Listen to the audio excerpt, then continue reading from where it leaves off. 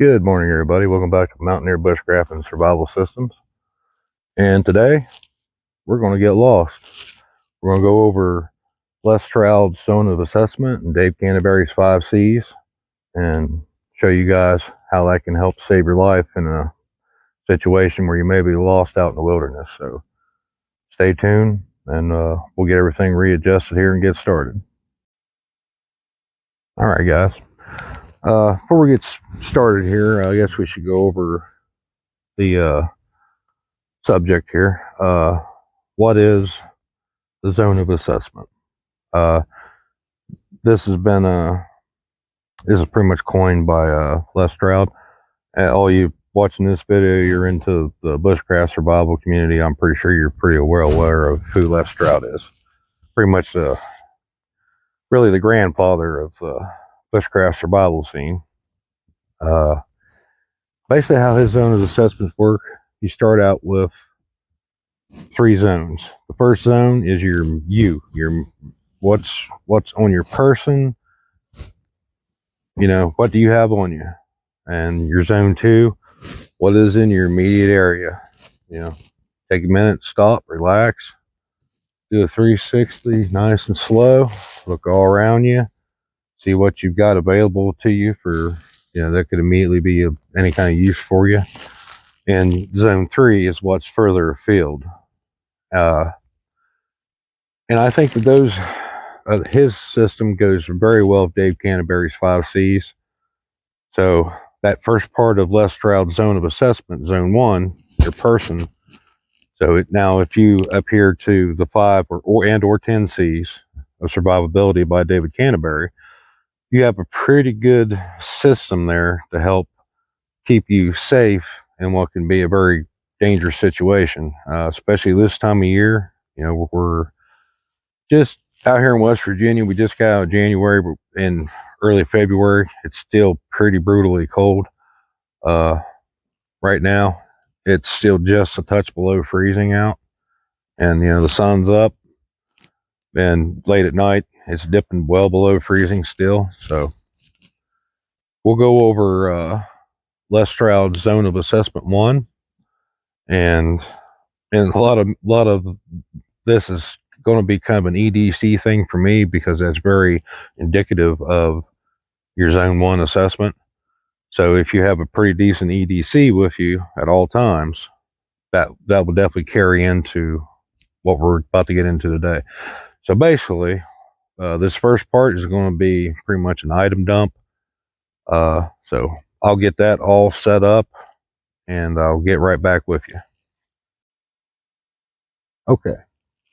First thing on the list here is going to be our cover element. Now, also keep in mind, if you weren't really prepared to be going out and you got in some kind of situation that forced you to have to go to the woods, or you're in the woods and you didn't expect to get lost, or you out on a trail somewhere, your equipment broke down, you may not have what you'd normally have if you was intentionally going out into the woods for camping or practicing skills. So now, typically winter out here, if I'm going to be going out, and often we even get a good bit of rain, freezing rain, along with snow here. So this here is literally just a basic raincoat. It's a long one, and this too, as you'll see later on in the video, can be used in our shelter element.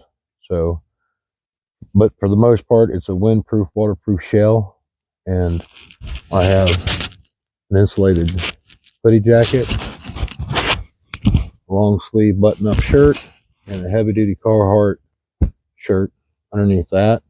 I've just got a pair of work boots, socks, and just a regular pair of pants. This is a good wicking material. It's not like cotton, jeans, stuff like that. This is more polyester. It wicks pretty good. So that's going to be part of your cover element. If you don't have anything beyond that, that's just what you're stuck with. I guess you can count my hat too as part of the cover element. All right, now then, being it is winter, I got this jacket on. I got a lot more gear than I normally have just by myself. Now I'm really just going to start grabbing stuff real quick and dumping it out here. That's for my clip-on sunglasses. I have light sensitive eyes, so that's a must. Pack of toe warmers.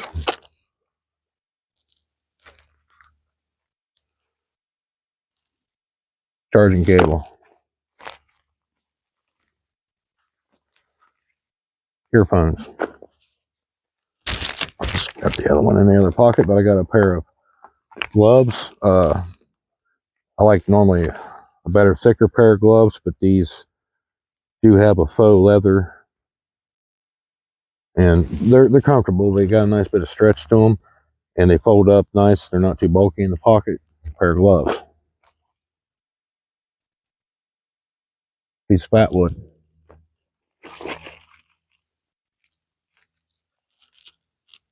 Junk food.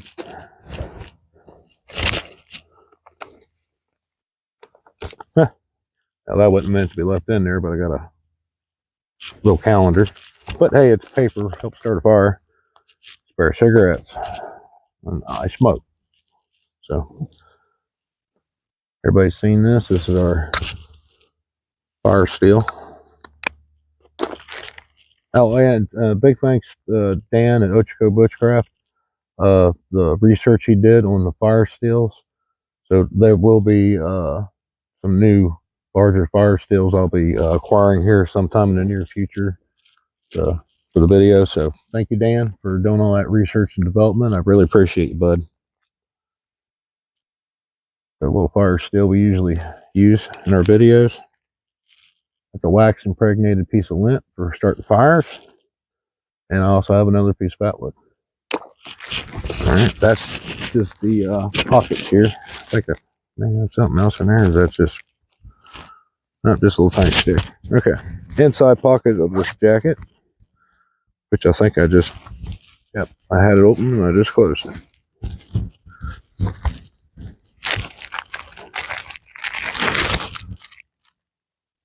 Nutri-Grain. That's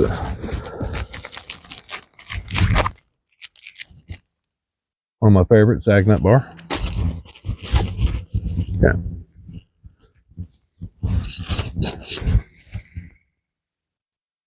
Don't know if that would come in handy, but I was doing some work on changing out a battery for my side-by-side, and I got the head screws down into the terminal.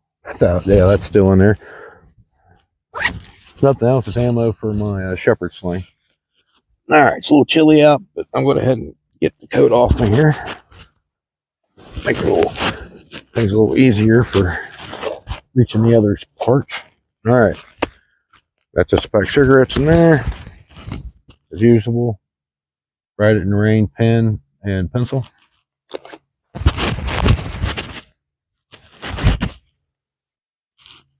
That is a honing stone, and there is a knuckle band-aid and a $5 bill down the side of that.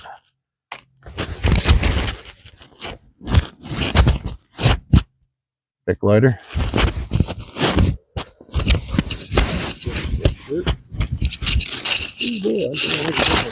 Difference now.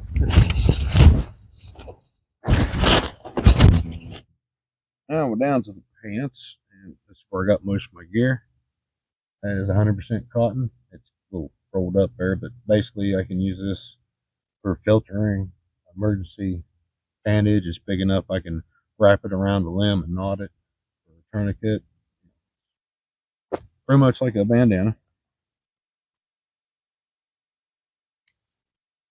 Spider Spyderco paramilitary too.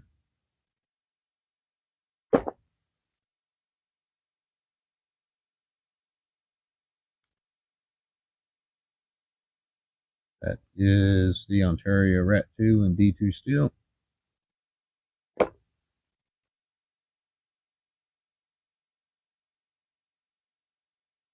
Bone skeletal. And that also has, it's hard to see, but I got two little magnets in there. One's got a hole in the center.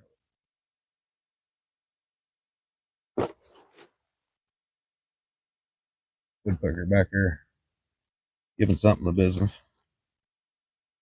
All right, outside that pocket. Got my handy dandy Victorinox I do believe that is a farmer. It's got the saw in it. Only bad thing about that is it doesn't have the toothpick and tweezers, but I really like that A-lock. So, an assortment of keys. Uh, this is new. I'm not finished putting this together, but this is basically a little emergency fishing kit. So that will, I'll go over this in another video, more of a dedicated fishing kit video. However, I do have that on me. Take that. Actually, mouth's getting a little dry out here and it's cold. I'm going to grab one of those right now. Chapstick.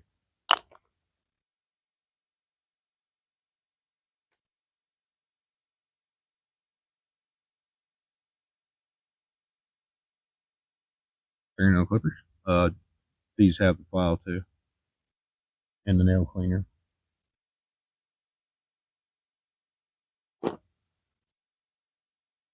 Whistle I bought at Walmart. It doesn't work, but it's got a little waterproof bolt container in there. Hello, dear. This is memento from my daughter's birthday. Pretty morale boost kind of item right there. A little bit of change.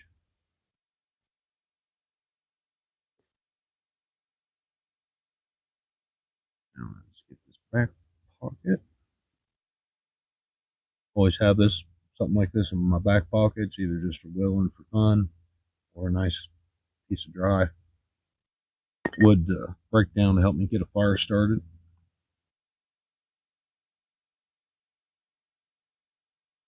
Stanley 10-foot tape, measuring tape, lens wipes. Gotta have those, or some of the bad things about you wearing your glasses, they get dirty, smudgy. I like to be able to see. Yeah, those extra lens wipe, rubber band, and this is a hair bungee kind of thing. Won't probably particularly just be using that for my hair, but it could definitely come in handy for something else out here, being it's almost like a piece of shot cord.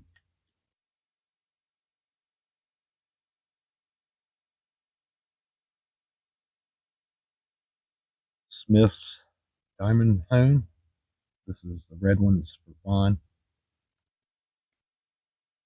It says fine, but it's somewhat aggressive. So that's in case the blade I got is needing a lot of extra work before I hit it with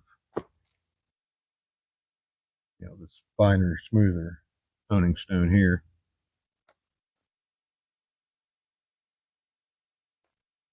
All right, now then we get to the pocket I'm practically sitting on here. Oh, good lordy.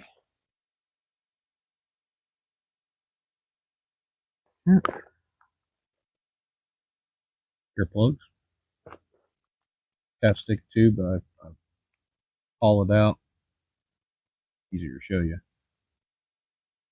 Holds a extra AAA battery, a flashlight, and this helps keep that from coming into contact with anything and draining the battery. My shepherd sling, plus cordage if I need it for anything.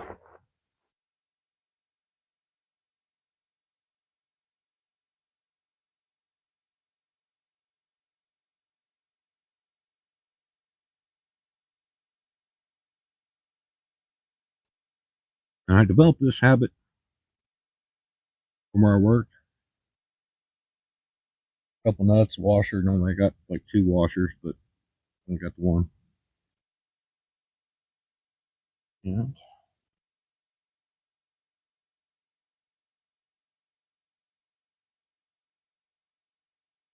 This is a product from Zippo. This holds Zippo lighter fluid, and it has a nice applicator. Puts the whole thing off. This is made out of aluminum. Puts them down to a little stuck at the top. I don't know, this top part's supposed to unscrew for your, it's got like a nozzle shaped applicator. She is quite stuck. So.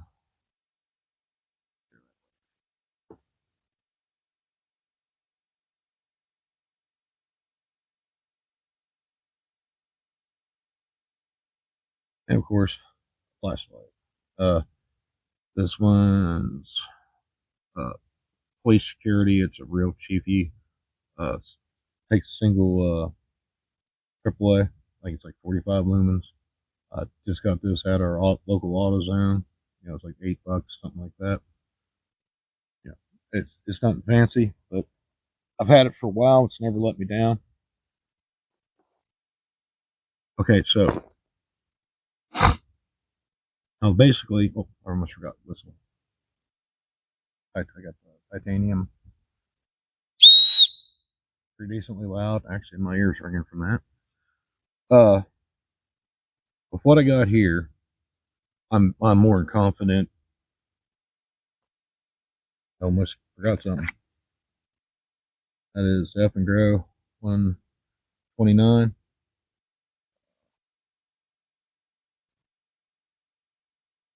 Today we're going to do base camp setup combined with this video here. But this will technically be the part 3 testing for this, and which will be pretty much our final primary testing for this knife. We've got 2 test videos on it. If you guys are interested, just check it out. And it is in a Kydex sheath on my side, and this thing's connected to my belt, so I can't take the leather case off where you can see it. But Zippo lighter, Old Faithful.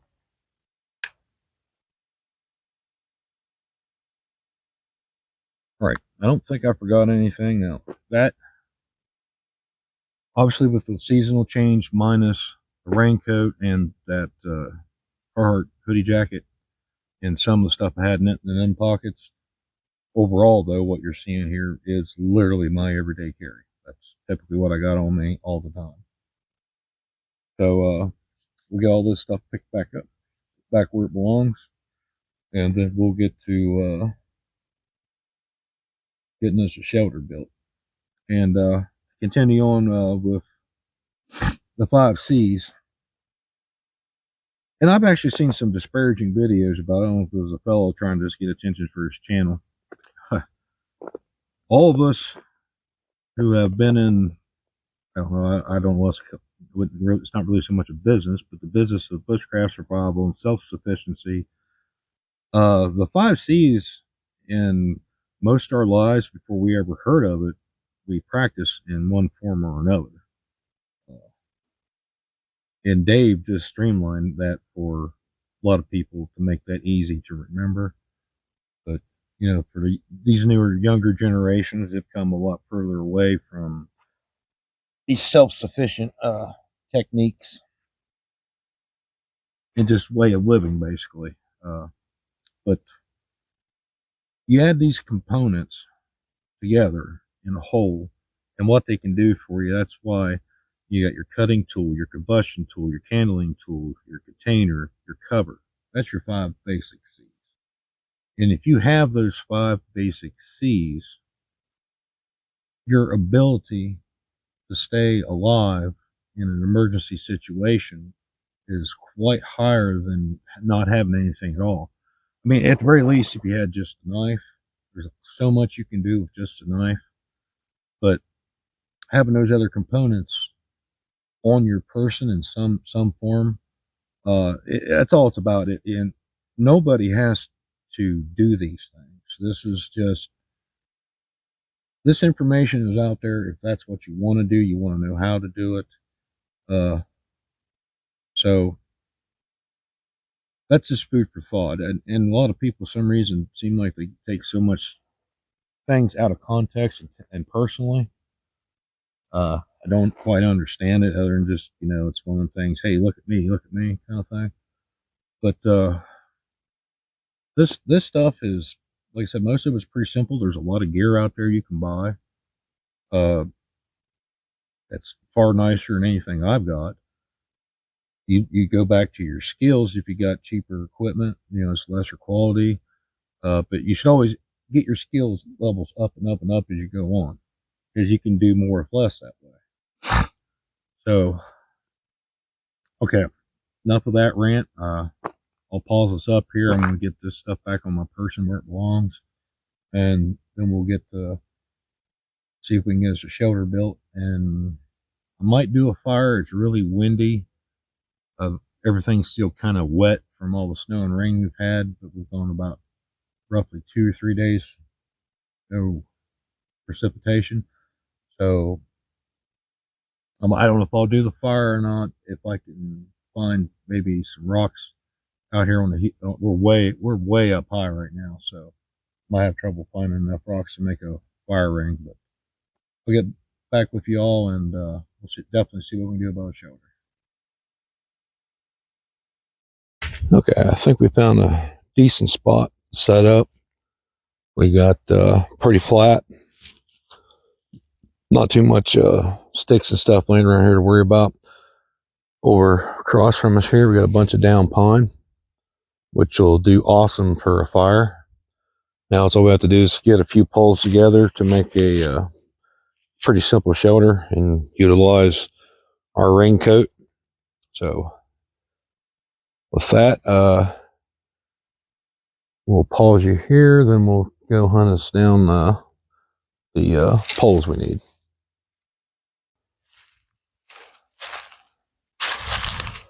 Okay, guys, while we're looking for our poles, a little conversation about shelter versus fire. You'll probably find often that a lot of people, when they're in a situation where they've been lost in the wilderness, more often than not, you got some major factors that usually causes that person to expire. And exposure is definitely high on that list, as well as dehydration, if not, you know, a very serious mechanical injury.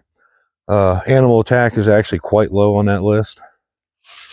So, in your area, check your statistics and see what is your most likely danger you're going to be facing, and then nothing else. Try to prepare for that. But we need right now, I'm looking for our main pole, which I just need a Y branch and a longer pole to run from that and go straight down to the ground. And then we just need some to go on the side, then we can drape our raincoat over it.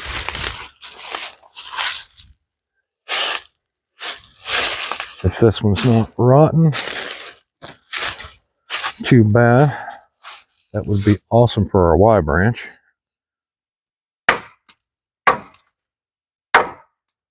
Yeah, I think we got a winner here.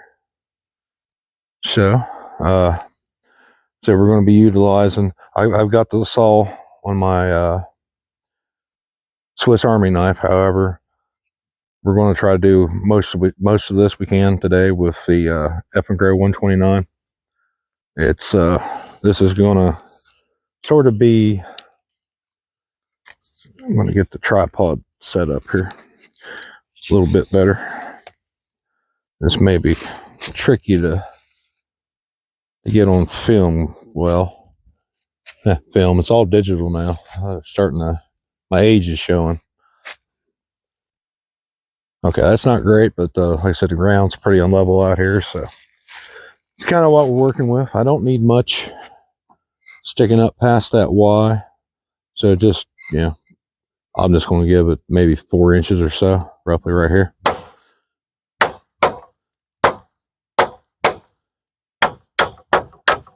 And since this is not rotten soft and it's so dry, I mean, this stuff is really hard to cut. I mean, so there's definitely far more optimal tools for the job I'm doing, but I'm trying to run this scenario.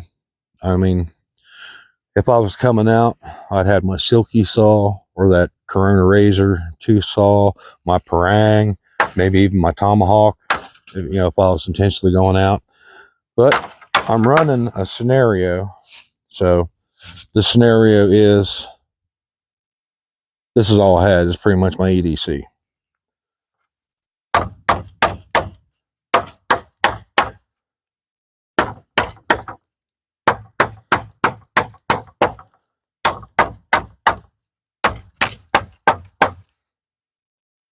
I don't suppose you break it.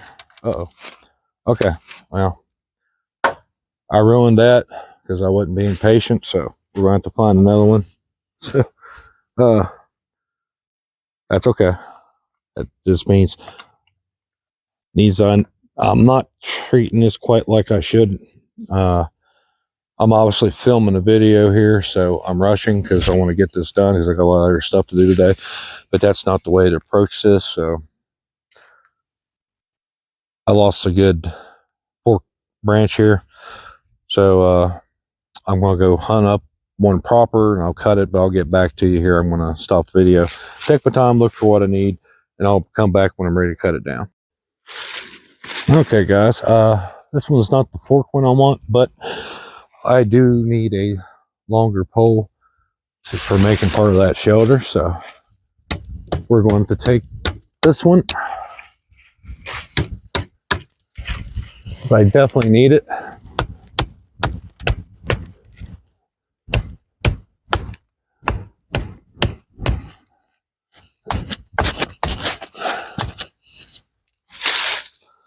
So now we'll come down here and I'm going to put some pressure before I cut this, and that'll help make cutting it vastly easier.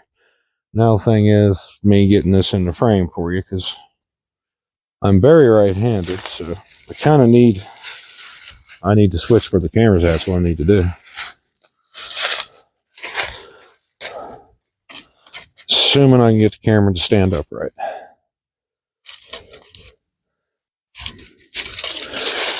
Got a lot of obstacles in the way here. Briars, you name it.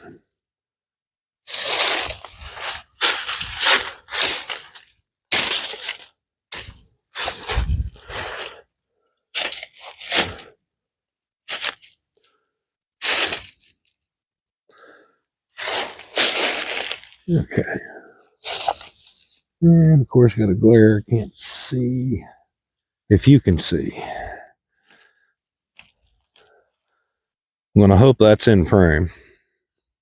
All right. Now put some pressure on this.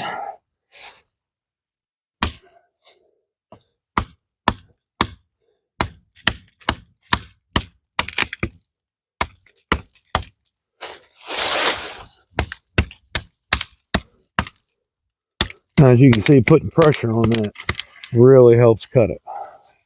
Now we just go back the other way.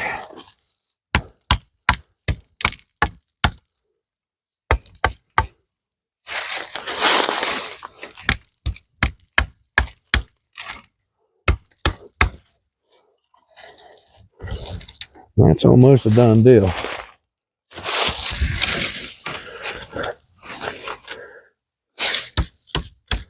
There we go. Now we're free. All right. I'll get this thing. Actually, put that immediately back in the sheath so we don't lose it. And let me get this thing dressed up and out of the way. All right, we got a contender here. You're thinking a forest full of trees, you wouldn't have that much trouble finding a good wire branch, but we're not doing so well. I'm going to cut this one up a little high, so I'm not going to really be able to bend it and put the pressure on it like I was wanting to with the other one, but this will give us what we need.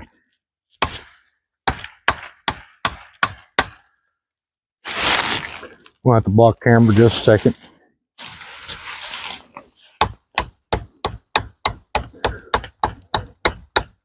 Just making a little bit of cut there on the back.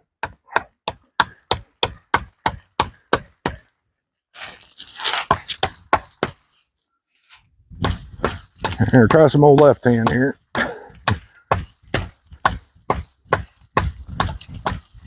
Because for some reason, seems to be wherever I need to make a cut for you guys to see it real good. It's got to be me blocking the view.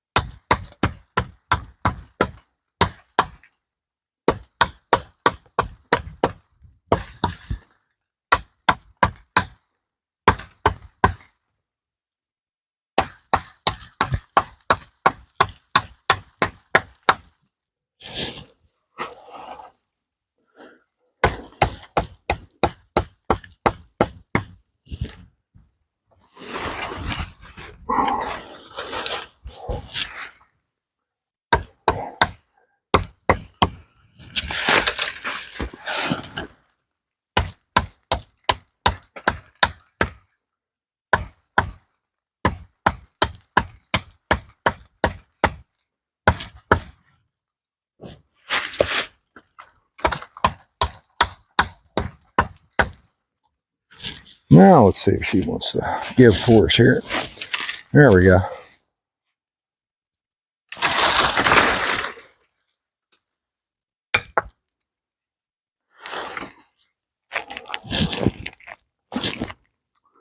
And yeah, I'm going to have to process that one down a good little bit.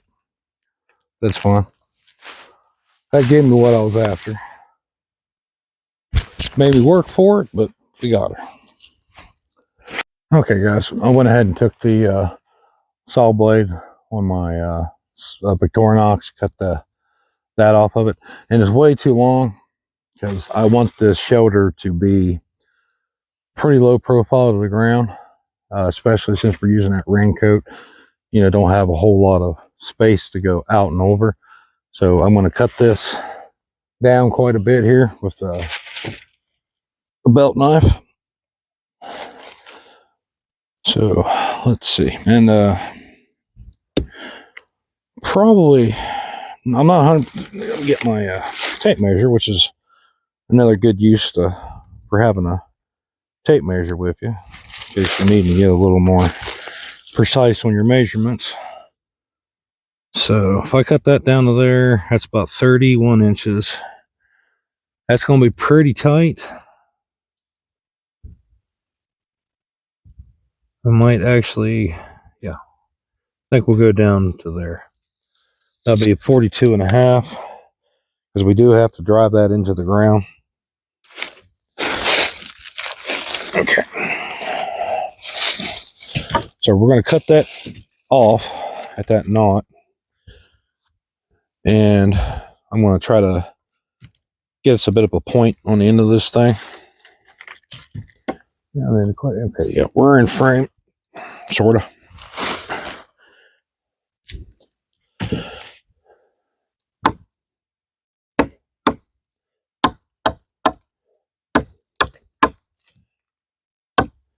This is quite a bit easier to cut like this than it is while it's standing, that's for sure.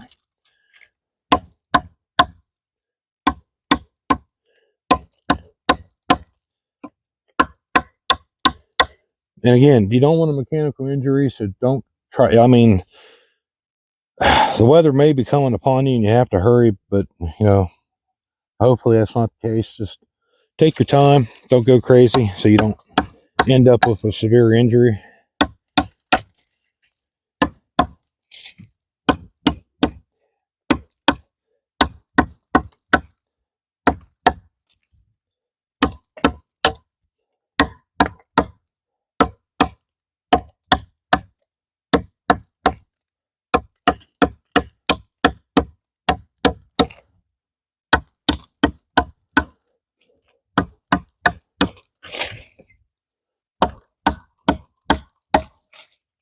Might break off.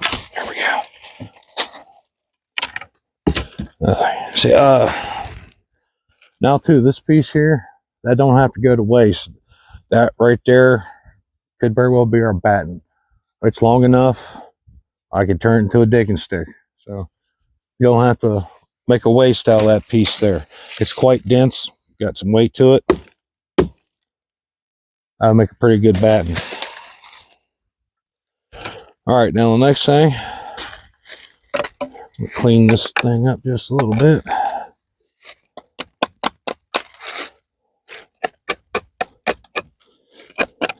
Okay.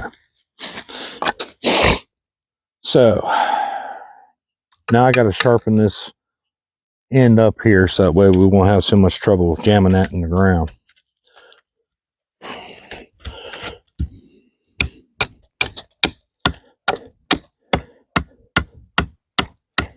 And yeah, absolutely. Hatchet, axe, ideal job for what I'm doing now. But like I said, I'm running under the premise. But with this scenario, I got my EDC. That's what I got. That's all I got.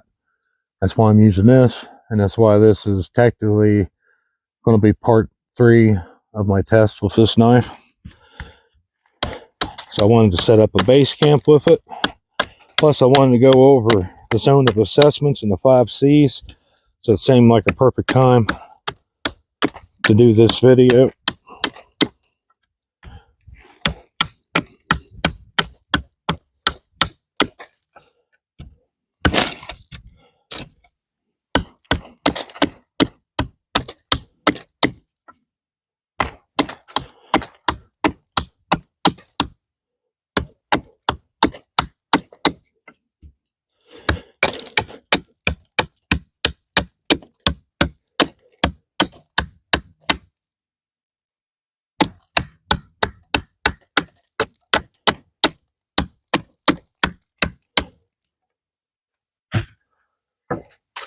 That's not too bad.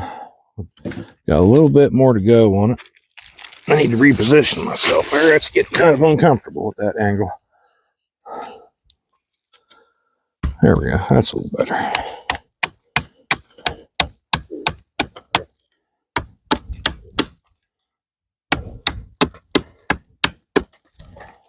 So now, those of you who stick to this, and I know it's going to be a really long video, I appreciate any of you and all of you who watch, especially those that stick to the end.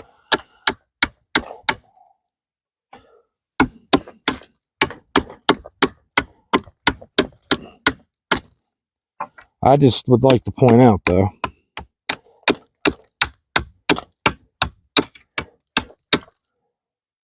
think how much difficult this would be without the belt knife. Like I said, I got pocket knives. I can make shoulders with that knife, that pocket knife. I can't make as good as a shoulder or as near as fast without that I could with this. And if you're in a survival situation, time could be of the essence. You know, especially if it was your whatever happened getting towards dark. So the more tools you have with you, the better. Now, say if I had my normal bushcraft loadout, I'd had my parang, I had a belt axe. Most likely it'd been something similar to the Stroud. I did my overnight camp out, or maybe even my tomahawk and a silky saw. I would have had this shoulder up an hour ago, easy.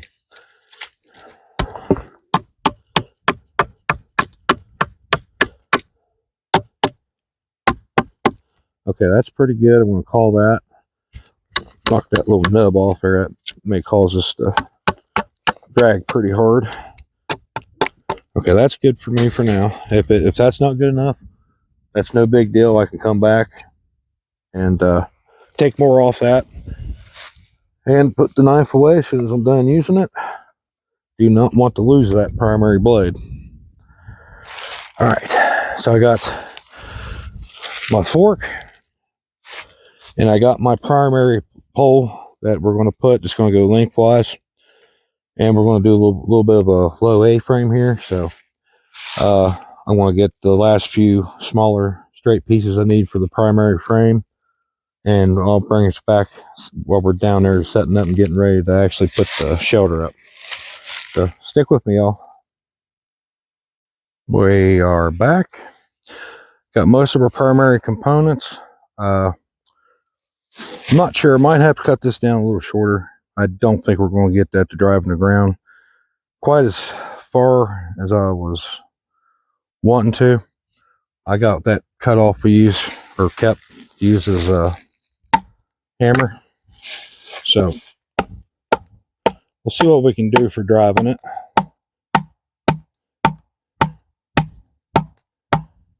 Yeah, it's kind of what I thought. I mean, we'll work with that for now, see how it looks, but I was kind of wanting that.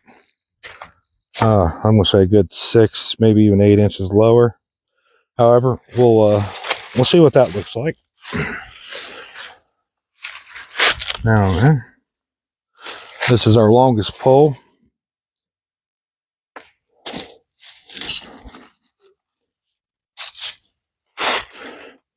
And this is basically going to be the part that we're going to lay our A-frame off of this. So let's see what we got for our poles. Like I said, some of these may need cut again. That is a high probability. Yeah, that one could definitely use cut down.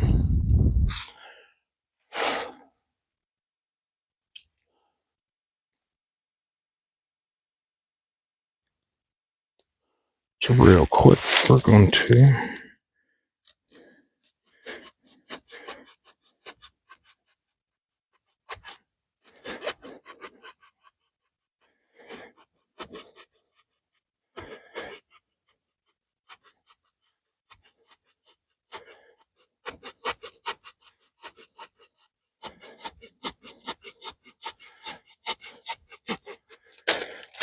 hey, it ain't a silky, man, but sometimes it's just nice to have something like that simple.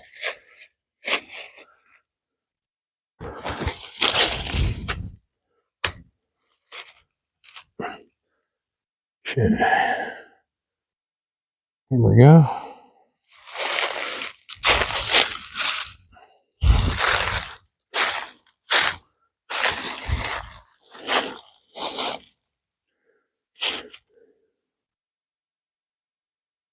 Okay, that might do. Get the crud out of there for it.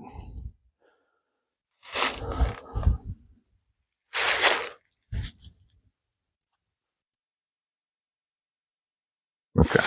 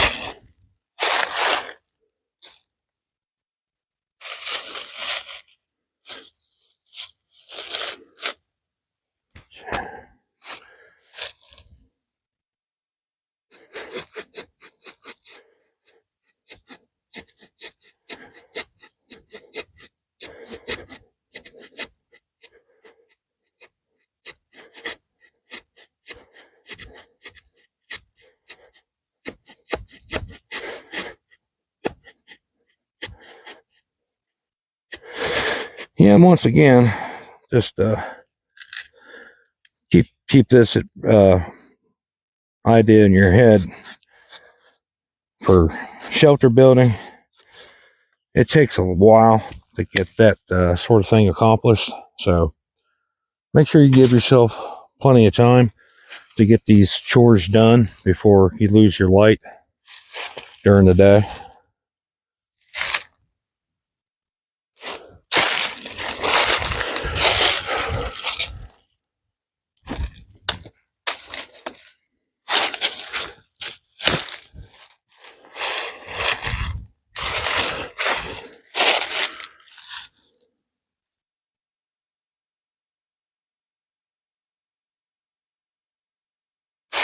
All right, for the most part, that's the main frame. And this is pretty small, very tight. That's the way I need it. Like I said, it may actually need to be dropped down lower.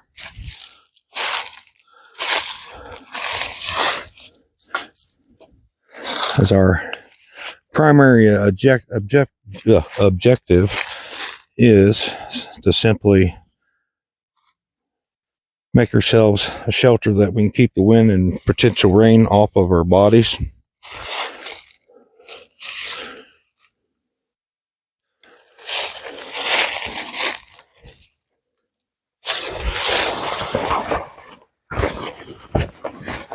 Now this is pretty small. I mean, there's no debating that.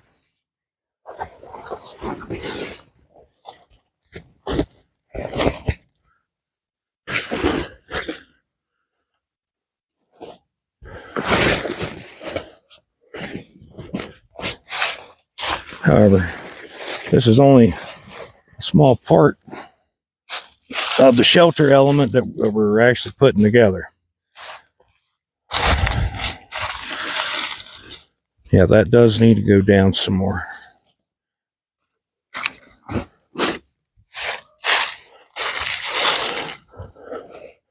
However, what this is doing for us, since we're in the winter and we no longer have access to leaves and stuff like that, so that's an issue that we have to overcome. And since we have a waterproof and windproof shell that we can spread out on the very top of our shelter here, that will give us at least one small spot we know we can get underneath and pretty much stay there without getting completely soaked. Now, military poncho would be way better than this, but we don't have that. So, and what you're looking at now is what we like to call better than nothing. But ideally, you want to set up several more of these ribs coming down each side here. Then after you've got them set up and this over top of it, probably lay more across it, just in case you got a high wind. So, you lay this over top the jacket and make a row down each side like that, and using cordage to bind your poles together.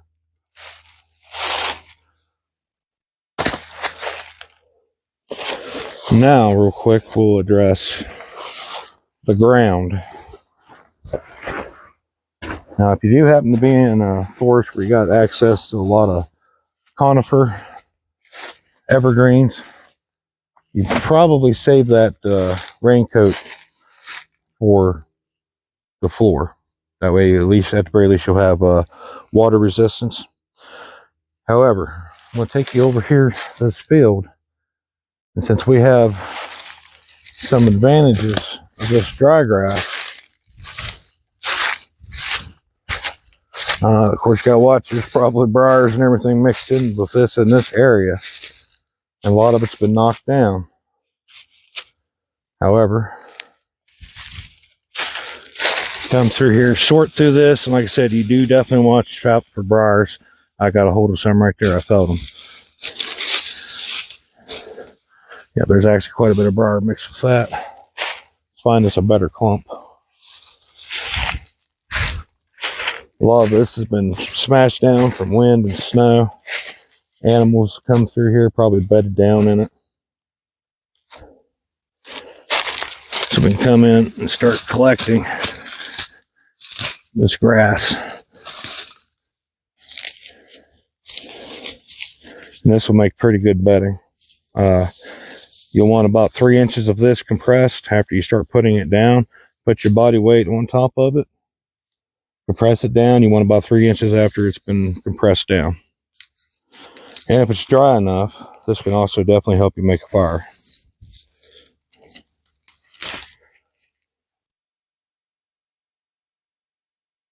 Okay, guys, I think we got everything we need to get us a small fire started here.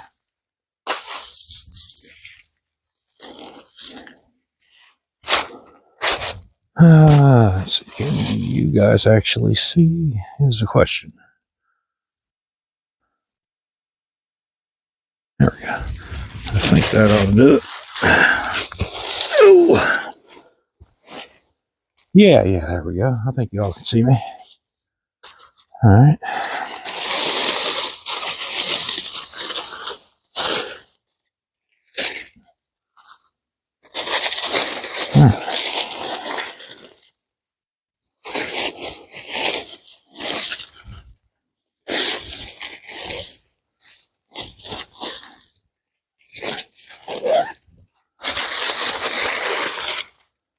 Ideally, I keep this pretty small and controlled. We are not in an actual survival situation, so I'm not going to go too crazy with it. We're just, for the sake of this scenario, we're just going to get us a fire started. And I think I've shown from previous videos from there, I can manage a fire pretty decent. That going break.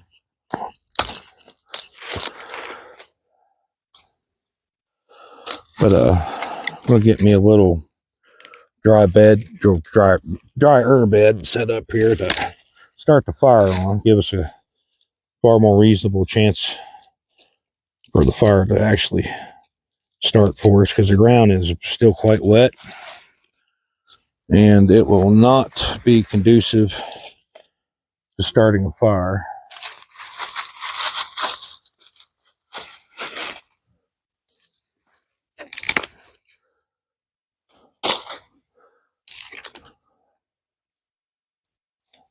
So we're going to give ourselves a little platform to start with there. And my goodness, I picked a great dandy spot, didn't I?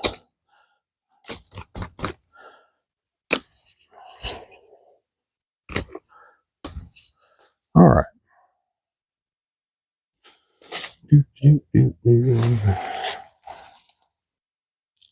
Oh, there it is.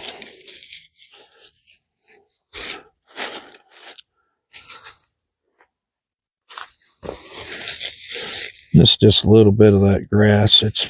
I can feel some moisture in it, but it's decently dry compared to everything else around here. We got an actual man-made fire tinder, so I think our odds are going to be pretty good making this happen. But then again, as I said in a previous video,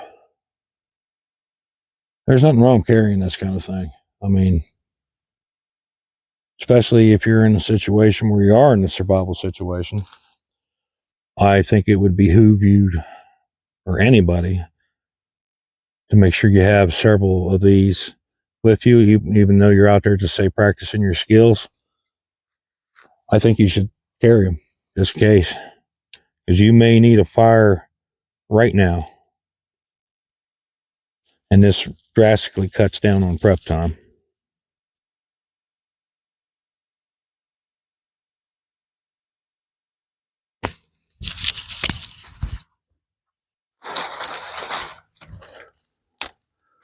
However, I do recommend cultivating skills, using different methods, obviously.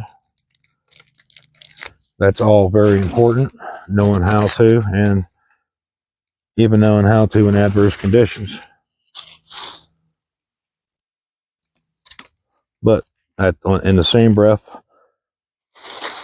we got a lot of good modern solutions to those problems, and I do think it's worth having those with you as well. Because like I said, you know, there's a pretty serious emergency happen. Say you had someone with you in your group that may have accidentally submerged themselves into freezing water. Having the ability to make a fire now rather than later could save their life. And yeah, pine cones definitely are fantastic, because these little guys will actually burn for quite a while.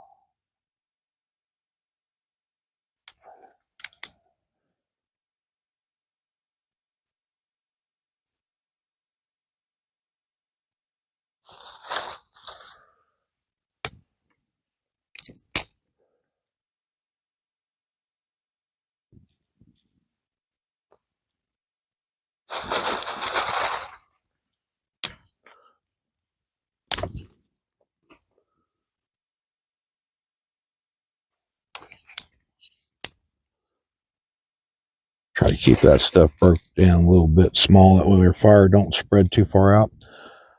I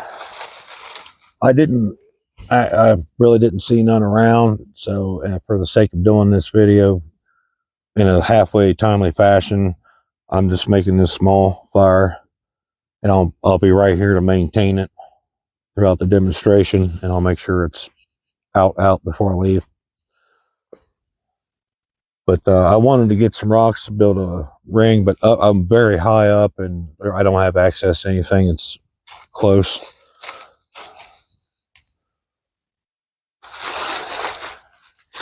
So with due diligence, I guess, substitute for that, especially if you had your saws and hatchets and or axes, you could cut some rounds, you know, a certain length, and you could keep them far enough away from the fire so they don't catch on fire, but still make a perimeter around that with small logs. That would at the very least give you some wind protection and keep embers from flying all over the field.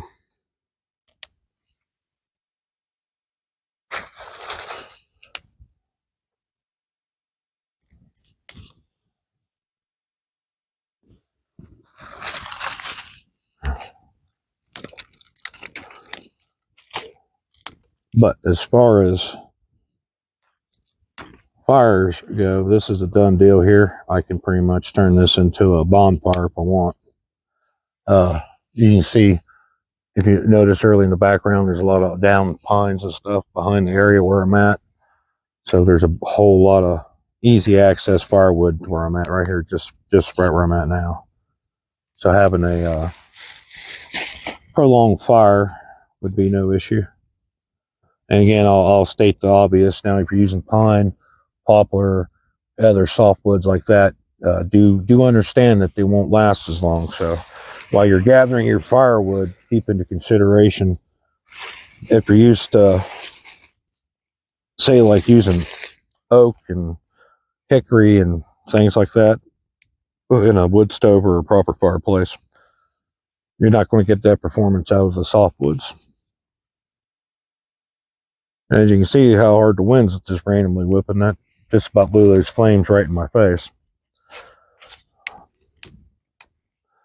So that's why it's nice to have some kind of protective barrier around your fire. It's I mean, definitely the safety of the environment, but your own safety as well, because that can get dangerous. You don't want to take a fireball to the face.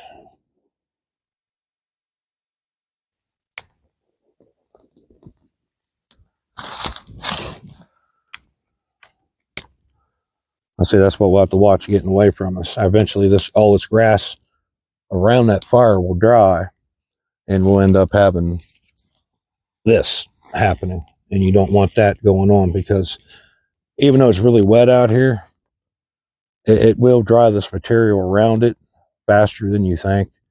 And before you realize, say you're retired, it's about midday, you got a couple hours of sunlight left, you got your fire established, you had that little shelter to curl up in the fetal position in there and you passed out, went to sleep, you could wake up and this whole field right here could be alight if you didn't properly make this fire protect. Now see, we got right here, see that? That's all that takes right there, and that's enough. That could just keep right on trucking through the forest. And as I pointed out, all that chipmunk dead pine trees behind me here, it reached that. Now we got a serious problem. And I do have a jug of water with me that I will douse this fire with when I'm done. Actually, I'm pretty well done with it now. We'll just go ahead and let that burn about out, and I'll maintain it here.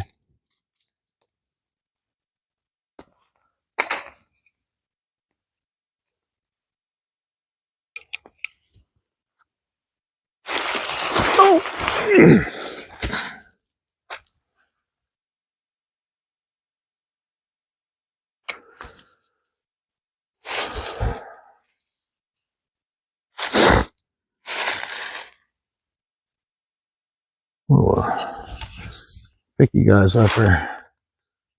That way you can actually see a little bit more what I was talking about. Now, if that fire started creeping back through here, and the very moment it reached this pile right here, that's what I was talking about. That's bad news right there. You probably kiss all these surrounding trees goodbye in a relatively quick fashion. And down behind the shelter this way, even larger pile. So we got to keep all these sort of things in mind when we're doing what we're doing, because we don't want to endanger ourselves, other people, or the wilderness itself. You know, survivor situation or not, you always want to maintain some safety. And just that good little bit of what I put there now, it's just how fast that softwood burned out. So you always got to make sure you have plenty of that on hand. All right, let's pause this here, and we'll I'll get this to a final thought segment here. Give some final thoughts here. Now, obviously, that's nowhere near a great shelter. I can definitely make far better ones, and I definitely will throughout the life of my channel. But that was just a real quick, if that's all you got, kind of what you can do with it. Ideally, too, you can obviously leave that on your person, and or, like I said, put it on the ground to lay on and just get far more branches and make a very tight row on each side of that A-frame. But you know, it was just some options. The important thing was to have that layer with you for nothing else, the windproofing and the ability to shed rain. Now we'll go back to the heart of the video here, which is the beginning of it. 5 C's and the zone of assessment. Those are designed solely to help you in a stressful situation to stop and to think, and to do less as zone of assessment. And hopefully you've followed Cantabery's 5C or even 10C. And once you combine those two together, then it becomes, okay, I know what items I got on me. What am I capable of doing with those items? And then after that, you got your gear, you got your clothing, you know what you can deal with as far as the weather goes, what tools you got to build with or to craft with, bushcraft, if you will. And at that point, it's time to go a little bit further afield. You do your zone 2 at that point, slowly do some 360s, see what you can see what you got around you. And then after that, learn to mark your path if you're going to do the third part of that zone of assessment. If you built yourself a base camp, you had a good spot, so you decided, okay, I'm going to go ahead and build my base camp here before I do my third zone of assessment. learn how to blaze a trail, properly blaze a tree, and that way you can get back. Or at the very least, and I don't recommend this because it is a bit dangerous, but if you had something bright colored, you can climb up into a tree to put it at your base camp. So if you're a good ways off, you can always look back. Hopefully, maybe you got a compass on you. That would help a lot too for navigation. Even pace speeds would help you a lot more than you think, especially going out to do your zone 3. You can actually, at the very least, you'll know how far you walked for sure. So those are just basically tools you can put in your toolkit that will help you out in an emergency situation. Where I find that would maybe more applicable, it's going to be people who go out on hikes. They do trails, maybe go up the mountain, do mountain climbing. Or some people may go to other countries. They like to go to the jungle, do hiking through jungles, whatever have you. The important thing is know where you're going, prepare for the season, have what you need to do your basics, your 5 C's. Get your cutting tool, your combustion device, your cover, your container, and your cordage. Those are very important. That's why Dave had done the 5 C's the way he did it. It's easy to remember that way. And with those 5 things, you can keep yourself alive in an adverse situation. And then you combine, like I said, Les Stroud's zone of assessments with Dave Cantabery's 5 C's. That zone 1, your person, is pretty easy to take care of. Then it's all up to zone 2 and zone 3. And at that point, maybe you need to decide whether you're going to be able to get rescued or you're going to have to self-rescue yourself. So, again, I'm sorry I've gotten real talky here. This is going to be an exceptionally long video. Greatly appreciate any one of y'all who's sitting through it. If you would, please like the video, share it, subscribe to the channel if you're not already, and all you who subscribe, I really appreciate you. And I'm getting a lot more people getting active in the comments. I love it. Give me feedback, guys. I'm not afraid of criticism either. If you think you had a better way to do something, or you just want to state the way you do something, you're absolutely welcome. Because whatever information you got could help somebody else who's watching this channel. And if you read what my channel's about, I even put that in there from day one. Let's learn together. We'll experiment. We'll explore. We'll figure out stuff together. Because I want to be able to share what I'm doing with the audience that's watching this. It's not so much as a hard, I want you to watch my video and shut up. No, I want you to watch my video. Hopefully you learn something. And like I said, share something with me. Give me an idea. I can take constructive criticism well.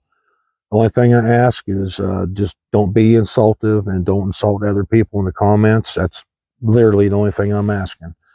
But I thank you all very kindly. We're getting close to 350 subscribers. Can't wait till we hit 500. So thank you all very much for tuning in, and I'll see you all in another video.